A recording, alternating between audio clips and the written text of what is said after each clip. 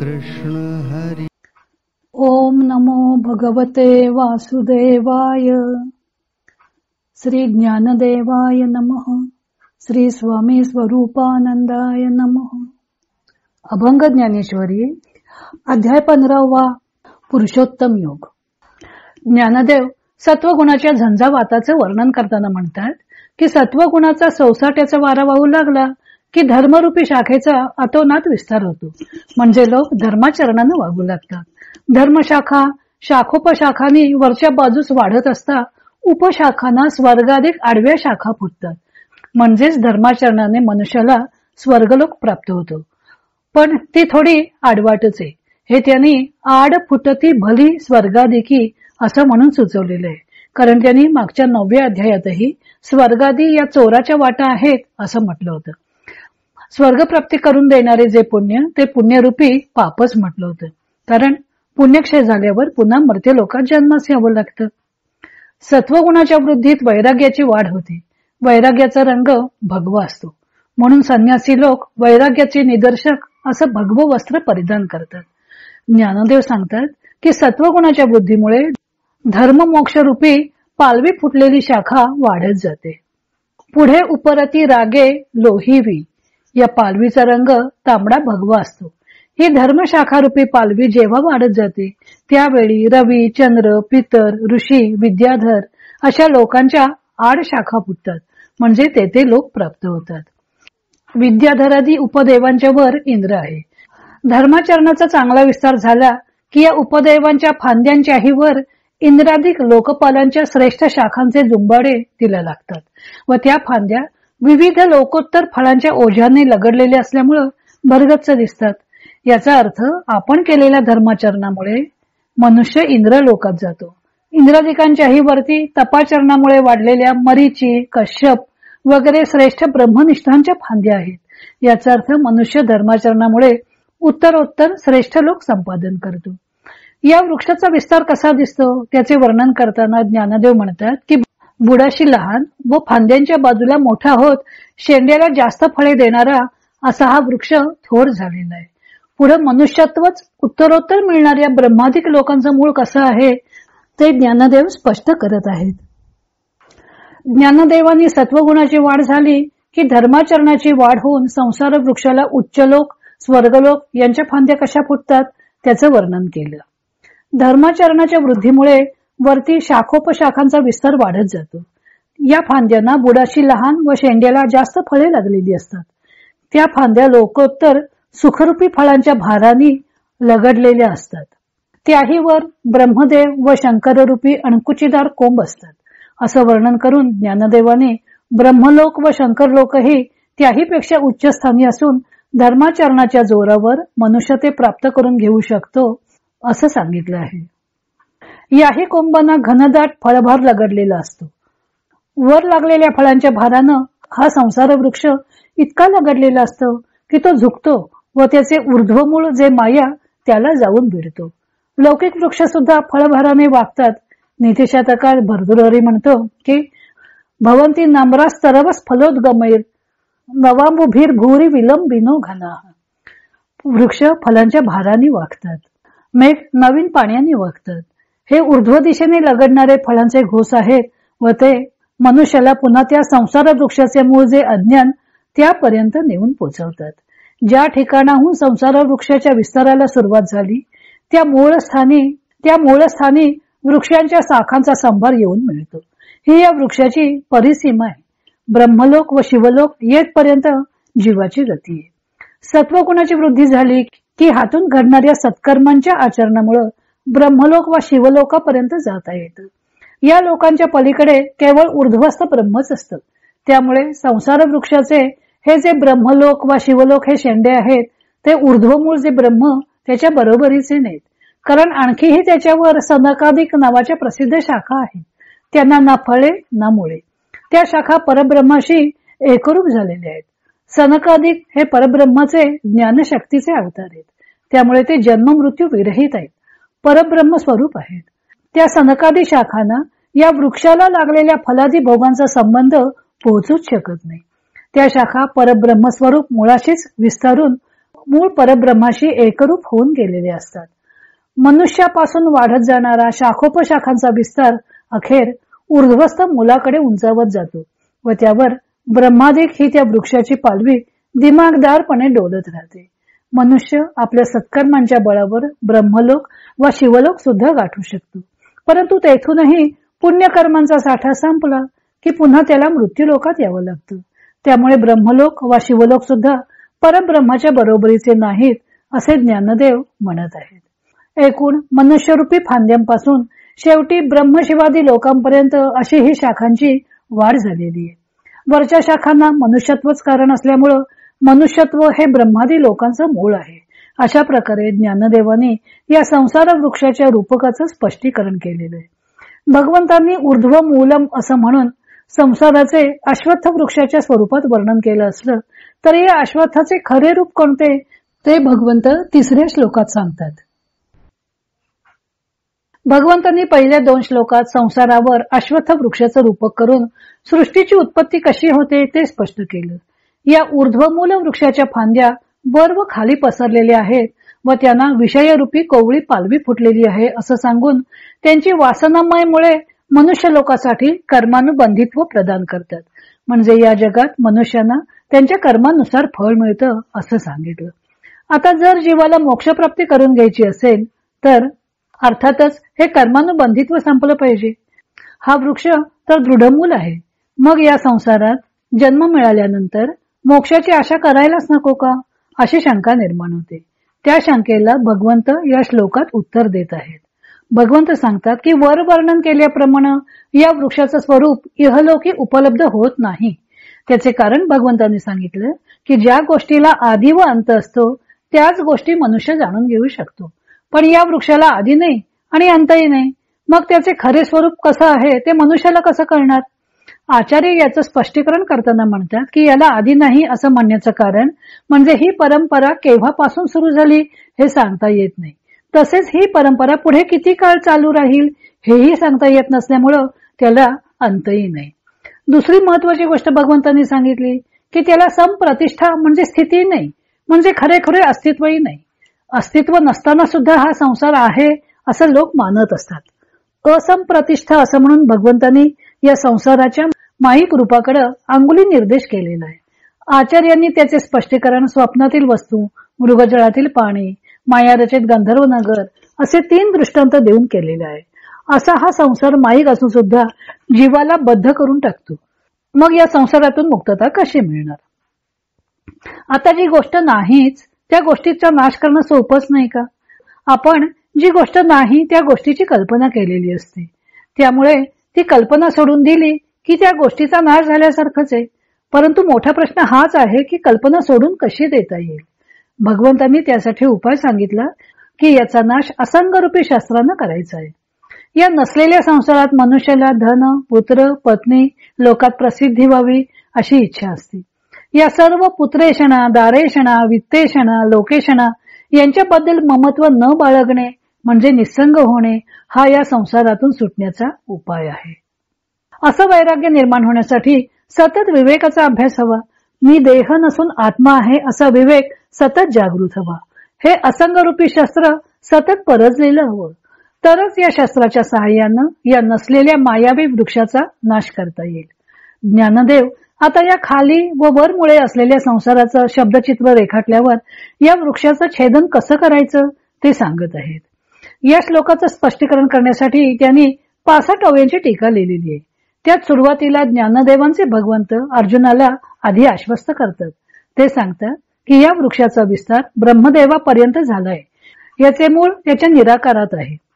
याचा विस्तार खालच्या बाजूला स्थावरापर्यंत जाऊन पोचतो व मध्येच मनुष्यरूपी मुळानेही हा विस्तारलेला आहे. त्यामुळे तो अमर्याद व बळकट वाटते. पण तरीही अर्जुनाने या संसार वृक्षाचे छेदन कसं करावं याची चिंता करू नये. कारण हा संसार वृक्ष मुळातच मिथ्या आहे. जो वृक्ष नाहीच त्याचा नाश करणे अशक्य का वाटावं. पुढे ज्ञानदेव हा संसार वृक्ष कसा मिथ्या आहे ते अनेक दृष्टांतांनी स्पष्ट करतात. भगवंतांनी अर्जुनाला संसार वृक्षाचं स्वरूप स्पष्ट करून सांगितल्यावर त्याचे वास्तविक स्वरूप कसं आहे ते नच संप्रतिष्ठा अशा शब्दांनी व्यक्त केलं. या संसार वृक्षाला वास्तविक अस्तित्वच नाही. असं असताना या संसार वृक्षाचं छेदन करण्याच्या कामी चिंता करण्याचं कारणच काय, असा भगवंतांच्या बोलण्याचा आशय आहे. ज्ञानदेव तोच आशय दृष्टांतांनी स्पष्ट करतात. पहिली गोष्ट अशी आहे की मुळात हा वृक्ष उपटून टाकण्याची इच्छा हवी. तशी इच्छा नसेल तर हा वृक्ष उपटून टाकता येणार नाही. एकदा अशी इच्छा निर्माण झाली की मग या वृक्षाचे छेदन करण्याच्या कामी श्रम ते नाहीतच. श्रम केव्हा पडतील तर एखादी गोष्ट खरीच अस्तित्वात आहे व तिचा उच्छेद करायचा असेल तर श्रम. पण या वृक्षाला खरं अस्तित्वच नाही. ज्ञानदेव 4 दृष्टांतांच्या आधारे ही गोष्ट स्पष्ट करतात. व्यवहारातील दृष्टांत देऊन विषय स्पष्ट करण्यात त्यांचा हातखंड आहे. आपण लहान मुलाला खुश करण्यासाठी आधी जी बागुलबुवाची भीती घातलेली असते तीच भीती घालवण्यासाठी हात रे बागुलबुवा असं म्हणून त्या बागुलबुवाला मारण्याचं नाटक करतो. तेवढ्या हात रे म्हणण्यानं मुलाचं समाधान होतं व त्याची बागुलबुवाची भीती नाहीशी होते व बालक खुदू हसू लागतं. त्या नसलेल्या बागुलबुवाला हात रे म्हणून घालवून द्यावं तितकेच हा वृक्ष नष्ट करणं सोपं आहे. आकाशात ढग जमा झाले की त्याच्या असंख्य आकृत्या आकाशात दिसतात. कधी नगराप्रमाणे रचना दिसते तर कधी किल्ल्यांप्रमाणे ते ढग आपली आकृती बनवताना दिसतात. आता तो किल्ला पाडून टाकतो म्हणण्यात काय हशील? असला तर पाडणार ना, कारण तिथे किल्ला तर मुळी नाहीच. दिसते ते केवळ ढगांनी बनवलेलं चित्र दिसतं. तसा हा परब्रह्मरूपी पटावर संसार हा चित्रासारखा दिसतो. पण तरीही त्याला अस्तित्व कसं नाही ते सश्याच्या शिंगाच्या दृष्टांतानं ज्ञानदेव स्पष्ट करतात. तिसरा दृष्टांत आहे सश्याच्या शिंगाचा. सश्याला जर शिंगच नसते तर ते सश्याचे शिंग मोडतो असं म्हणणं हे वेडपणाचं नाही का? तसेच या संसाराला मुळात अस्तित्वच नाही तर नाश तरी कशाचा करणार? तसंच आकाशपुष्प. आकाशपुष्प मुळात नाहीच, मग मी ते तोडून आणीन आणि त्याचा वास घेईन असं म्हणणं हास्यास्पद नाही का? तसंच या संसाराला अस्तित्वच नाही, मग तो तोडून टाकण्याबाबत धाक तरी कशाला वाटायला हवा? असं सांगून भगवंत अर्जुनाला सांगतात की आपण जे या संसाराचं चित्र अश्वत्थ वृक्षाच्या रूपकानं रेखाटलं ते केवळ वाघेच्या घरभर फिरणाऱ्या लेकरांप्रमाणे. वाघ स्त्रीला मुळात मूलच होत नाही तर तिची लेकरं घरभर फिरणार कशी? स्थावरापासून ब्रह्मदेवापर्यंत जे या संसार वृक्षाचं वर्णन केलं ते सर्व त्या वाघेच्या मुलांप्रमाणे आहे. त्याला वास्तविकता नाही. स्वप्नात केलेली बडबड जागेपणी व्यर्थच ठरते. मनुष्य निद्रेच्या अधीन झाला की तो स्वप्नात नाना गोष्टी पाहतो. त्या स्वप्नाला जसे निद्रा हे कारण आहे तसेच हा संसार वृक्ष दिसण्याला अज्ञान हे कारण आहे. ज्याप्रमाणे चेईले पण आले म्हणजे जागे पण आले, जागृती आली की ते स्वप्न खोटं ठरतं, तशीच ज्ञानाची जागृती आली की हा संसार वृक्ष सुद्धा खोटा ठरतो. थोडक्यात भगवंतांनी जे संसार वृक्षाचं वर्णन केलं ते अज्ञानी मनुष्याच्या दृष्टिकोनातून त्याला तो कसा भासतो ते सांगितलं, पण वास्तविक विचार केला तर त्याला अस्तित्वच नाही. ज्ञानदेव आणखीही काही दृष्टांत देऊन भगवंतांचं वचन स्पष्ट करत आहेत. तो भाग ज्ञानदेवांनी भगवंतांच्या वचनातील नचसम प्रतिष्ठा या शब्दाचं स्पष्टीकरण केलं. मुळात तो अश्वत्थ स्वरूप संसार वृक्ष नाहीच आहे. कथाकार एखादी गोष्ट रंगवून सांगत असताना श्रोता त्याच्या वचनाशी एकरूप होऊन त्या कथेतील ती पात्र आपण स्वतः होऊनच अनुभवत असतो. कथा काल्पनिकच असते. तसंच भगवंतांनी हे जे संसार चित्र रेखाटलंय ते कसं आहे ते भगवंतच सांगतात की मनोनी पै धनंजया आम्ही वानिले रूपते माया. आम्ही ते संसाराचं मायावी चित्र रेखाटलं. हा वृक्ष जर वर्णन केल्याप्रमाणे खरोखरच अस्तित्वात असता तर कोणाला तो उपटून टाकता आला असता का? पण ज्या अर्थी संतजनांनी हा वृक्ष उन्मळून टाकलेला आहे त्या अर्थी या संसाराला वास्तविक अस्तित्व नाही हे स्पष्ट होतं. ते ज्ञानदेव दृष्टांताने स्पष्ट करतात. भगवंतांनी केलेलं हे वर्णन म्हणजे जणू काही कासवीचं तूपच त्यांनी अर्जुनाला वाटलं होतं असं ज्ञानदेव सांगत आहेत. मुळात कासवी आपली अंडी समुद्राकाठी वाळूत घालते. ती अंडी उबवतही नाही किंवा पिलांचं पोषण करण्याची तिच्याकडे काही व्यवस्थाही नाही. पिल्ले आपसुकच वाळूत उबवली जातात व अंड्यातून बाहेर येताच समुद्राकडे जाऊन आपल्या आईला भेटतात. म्हणून कासवी नुसत्या दृष्टीनेच आपल्या पिल्लांचं पोषण करते असं म्हटलं जातं. कासवीला दूधच नाही तर त्याच्यापासून तूप कसं निर्माण होईल? त्याप्रमाणे सर्वत्र एकच परब्रह्म भरून राहिलेले असताना तिथे सृष्टिकार्यच निर्माण होत नाही. तरीही भगवंतांनी अश्वत्थ वृक्षाच्या रूपकाच्या सहाय्यानं सृष्टीत्पत्तीचं चित्र रेखाटले. ही गोष्ट वास्तविक कासवीच्या तुपासारखीच झाली असं ज्ञानदेवांना वाटतं. ही सृष्टी मोजलीच नाही, ही सृष्टी मुळातच नाही हे स्पष्ट करण्यासाठी त्यांनी आणखी एक दृष्टांत दिला आहे, तो मृगजळाचा. मृगजळ म्हणजे उन्हाळ्याच्या दिवसात होणारा नुसता पाण्याचा आभास. पण मी मृगजळाची तळी पाहतो असं म्हणणं तितकंच मायावी नाही का? आणि वर त्या मृगजळाच्या पाण्यावर भात आणि केळी पिकवतो हे म्हणणे तर किती हास्यास्पद. तसंच संसार वृक्षाच्या मुळाशी असणारं अज्ञानच मुळात खोटं आहे, तर त्याचे कार्य कसं खरं असेल? एकूण या संसार वृक्षाला ज्ञानदृष्टीने पाहता अस्तित्वच नाही. न रूपमस्येह तथोपलभ्यते या चरणाचे स्पष्टीकरण ज्ञानदेवांनी अशा प्रकारे केलेले आहे. आता नांतो न चादीही या चरणाचं स्पष्टीकरण करतात. संसार वृक्ष हा खरा नाहीच असं भगवंतांनी न रूपमस्येह तथोपलभ्यते या चरणामध्ये सांगितलं होतं. तरीही भगवंतांनी लगेचच पुढच्या चरणात न आदिही न अंतः असे संसार वृक्षाचं वर्णन केलं होतं. जर हा संसार वृक्ष खरा नाहीच तर त्याला आदि व अंत नाही हे तरी कसं शक्य आहे अशी शंका निर्माण होते. त्या शंकेचे स्पष्टीकरण ज्ञानदेव करत आहेत. ज्ञानदेवानी वस्तुतः हा संसारच कसा नाही ते मृगजळ, कासवीचे तूप वगैरे नाना दृष्टांतांनी समजावून सांगितले.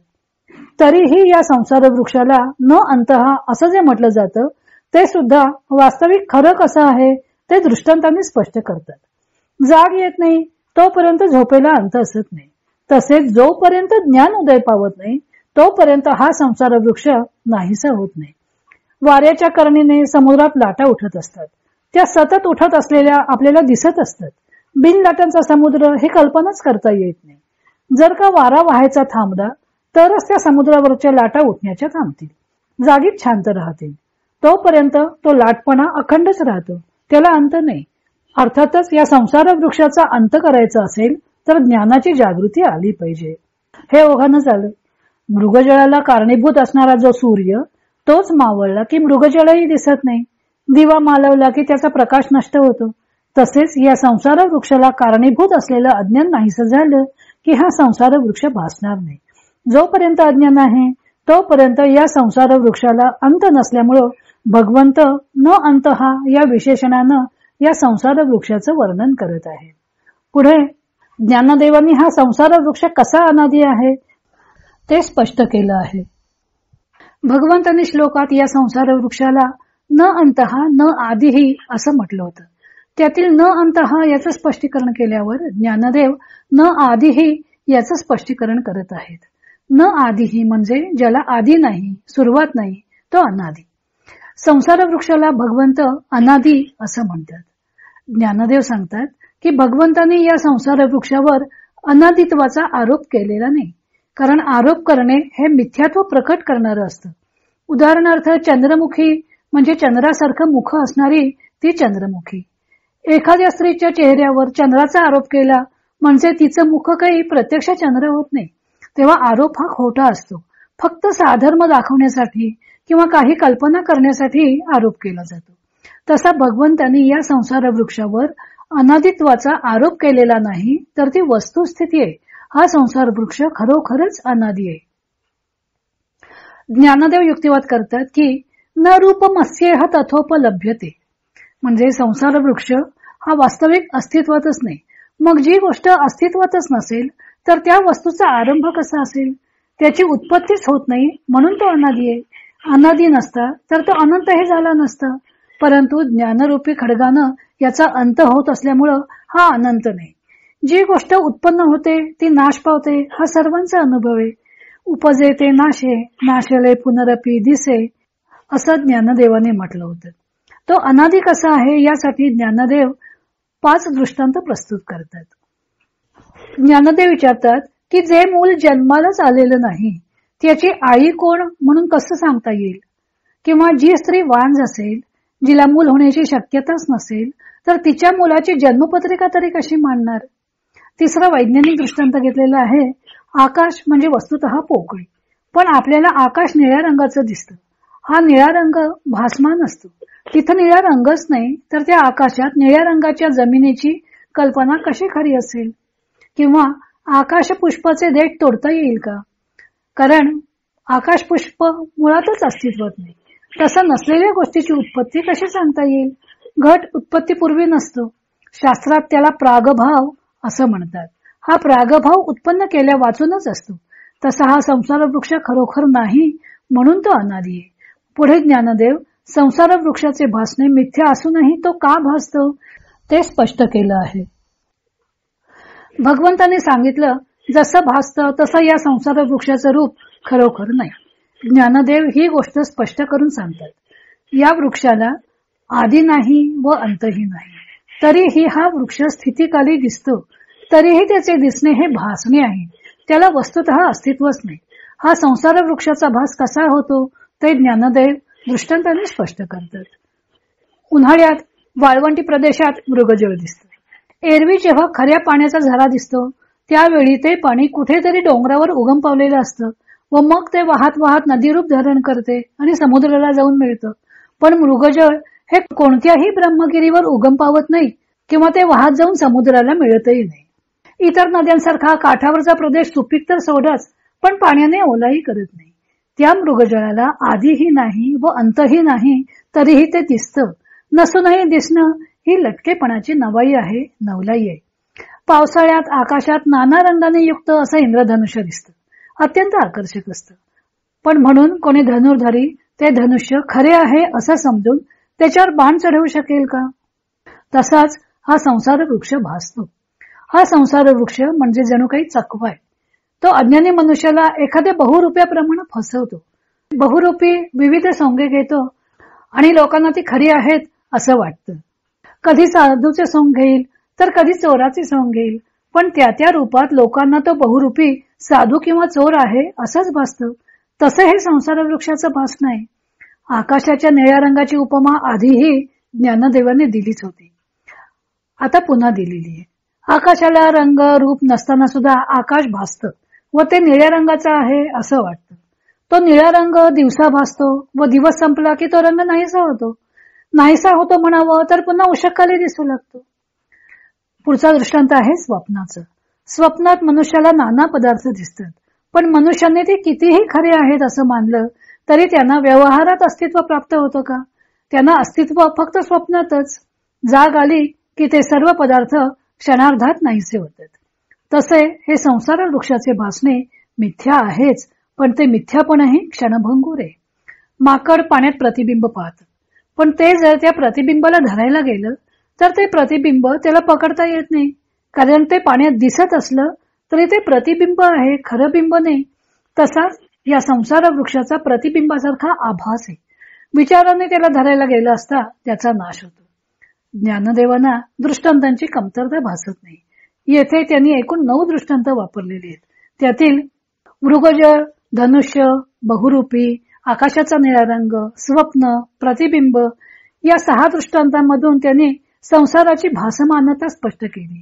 तर लाटा, वीज या 2 दृष्टांतांमधून त्यांनी संसाराचं क्षणभंगुरत्व सांगितलं आहे. समुद्रात पृष्ठभागावर लाट निर्माण होणे व मोडणे हे अव्याहत चालू असतं. तसा हा संसार वृक्ष सतत होत असतो व नाश पावत असतो, पण त्याचे होणे व नाश पावणे यामध्ये क्षणार्धापेक्षाही कमी वेळ असतो. त्यामुळे तो क्षणभंगूर असूनही पाहणाऱ्याला तो शाश्वत आहे असं भासतं. लाटांप्रमाणे वास्तविक त्याचे रूपही सारखे बदलत असते. वीज जशी आकाशात लख्खन चमकते व लगेच नाहीशीही होते, त्याही पेक्षा अल्प काळात हा संसार वृक्ष होत असतो व नाश पावत असतो. विजेप्रमाणे हा संसार वृक्ष जीवाला आपल्याकडे आकर्षून घेतो. या दृष्टांतांमधून त्यांनी संसाराचा क्षणभंगुरत्व व आकर्षकता सांगितलेली. असा हा संसार वृक्ष मिथ्या आहे. बरं, जेव्हा दिसतो तेव्हा सुद्धा त्याची स्थिती एकसारखी नसते. जणू काही ग्रीष्म ऋतूतील वारा. हा वारा मागून येतो का पुढून येतो ते कळत नाही. सतत आपली दिशा बदलत असतो. तसाच हा संसार वृक्ष एका स्थितीत थोडा काळ सुद्धा राहत नाही. ग्रीष्म ऋतूमधील वाऱ्याच्या दृष्टांतामधून त्यांनी संसार वृक्ष जीवाला कसा गरगर फिरवतो ते सांगितलं आहे. अशा प्रकारे संसार भासाचं वर्णन करून ज्ञानदेव या संसार वृक्षाच्या नाशाचा उपाय सांगतात.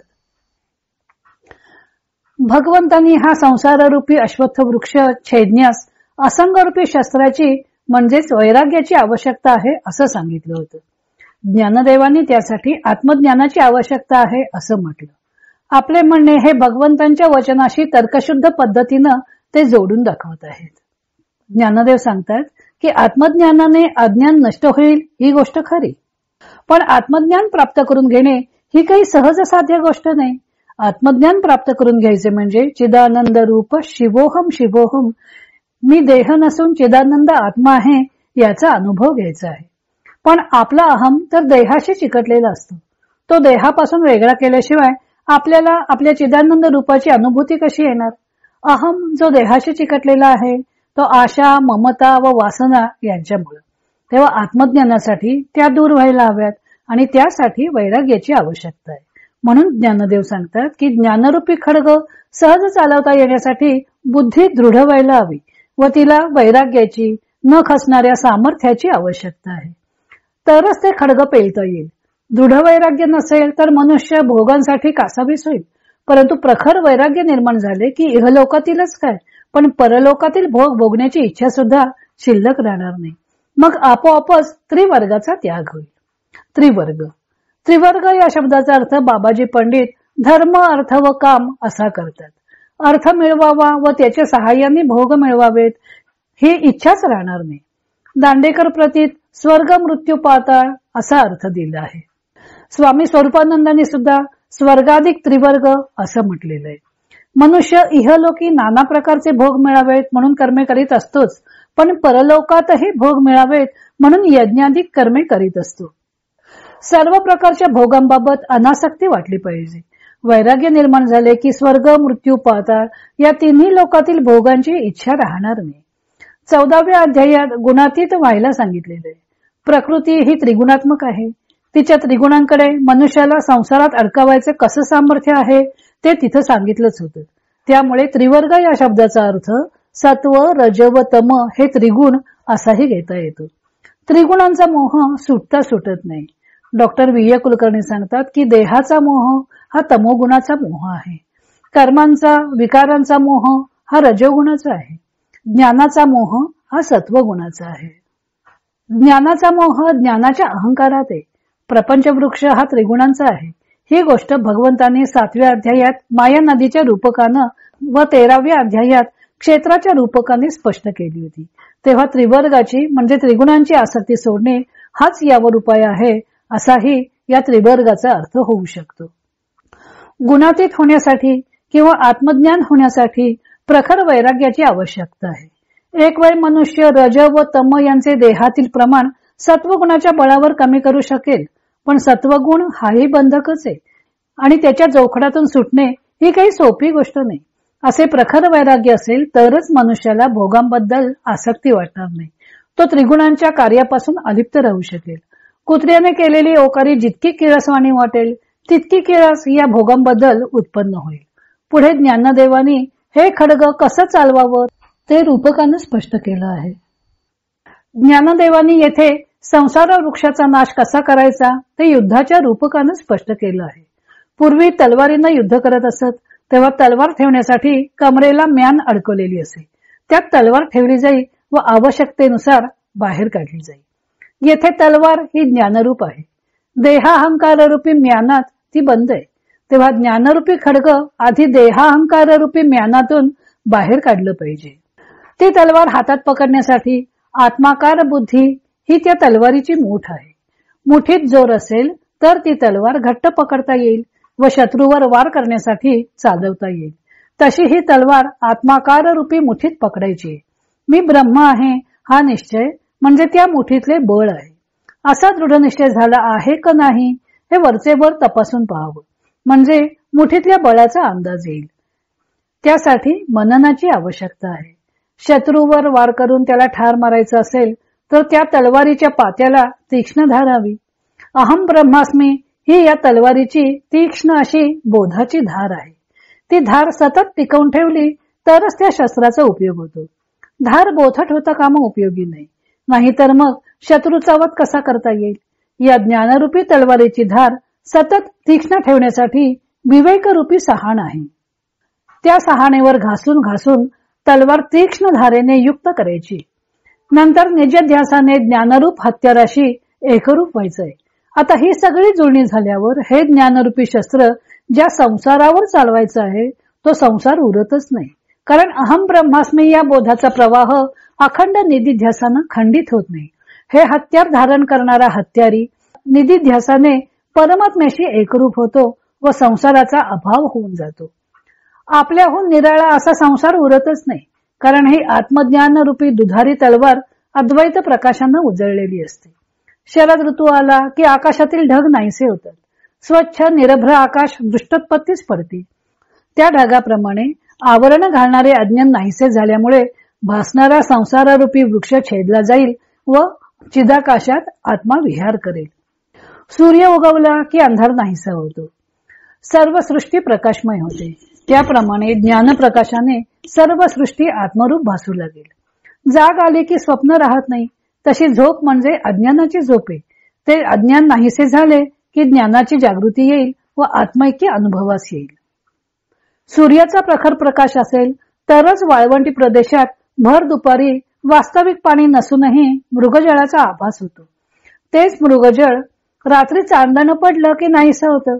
तसेच आत्मज्ञानरूपी चांदणी लुकलुकू लागली की अज्ञान नाहीसं होतं. एरवी सूर्यप्रकाशाचा दृष्टांत ज्ञानासाठी दिला जातो. तसा तो ज्ञानदेवानीही अनेक ठिकाणी वापरलेला आहे. पण येथे ज्ञानदेवानी सूर्याच्या प्रखर प्रकाशाचा दृष्टांत आत्यंतिक अज्ञानासाठी सुद्धा वापरलेला आहे. हा त्यांचा विशेष आहे. ज्ञानदेव एकच दृष्टांत दोन विरुद्ध अंगाने कसा वापरतात त्याचं हे उत्तम उदाहरण आहे. एकूण आत्मज्ञानाने अद्वैत प्रकाश फाकला की ऊर्ध्वमूल असा हा भासणारा अश्वत्थरूपी संसार वृक्ष छेदून जाईल, उरणारच नाही. पुढे ज्ञानदेव आत्मज्ञानी मनुष्याच्या भाग्याचे वर्णन करतात. तो भाग आता आपण पुढच्या ऑडिओमध्ये पाहू.